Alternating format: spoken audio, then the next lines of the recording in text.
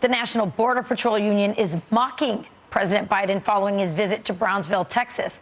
The MBPC, that's their union, posted a picture of the president sleeping on the beach and attached a joke itinerary detailing Biden's schedule, which included reading a large teleprompter in between 3 naps. Florida Congresswoman Cammack has seen the border crisis firsthand, and she joins us now. Wow. First of all, welcome, Congresswoman. And it is not very usual to see this kind of open disdain for the president from the union for a federal agency like Border Patrol. No, it's not, Rachel. In fact, I know several of these men and women who make up the Border Patrol Union. These are career agents. They are dedicated individuals, and they have reached a peak of frustration and disappointment with this administration. I myself, I've worked shifts with our Border Patrol agents overnight in various sectors, and I can tell you that the president is not meeting the moment. And more than that, to add insult to injury, he completely disregards what the agents and the Border Patrol Union have been saying. And every time they have extended an olive branch, every time they have tried to work with this administration, they get a slap in the face. So it comes as no surprise that at this point their frustration is starting to become public.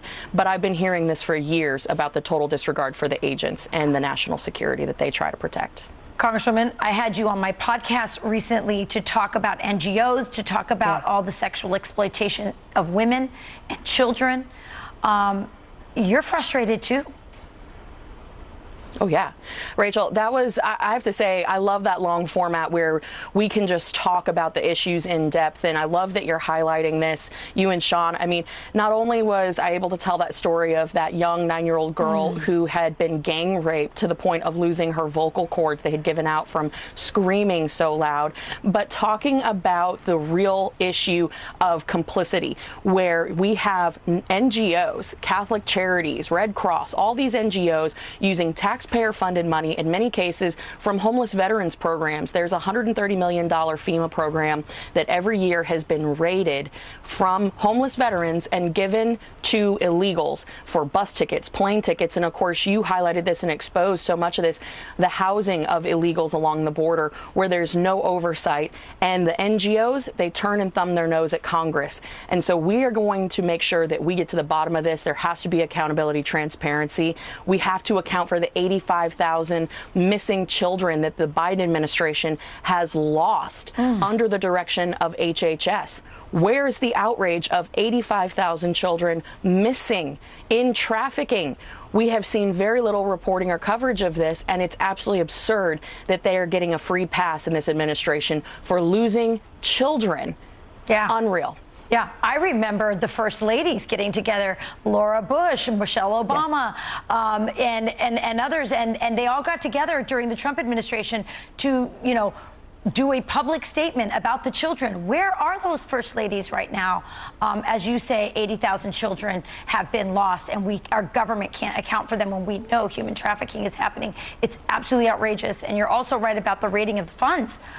They're raiding FEMA, and we have emergencies that are happening right now, wildfires, and other things that are going to happen in the future. And we have less money to solve those problems and to help Americans because of that.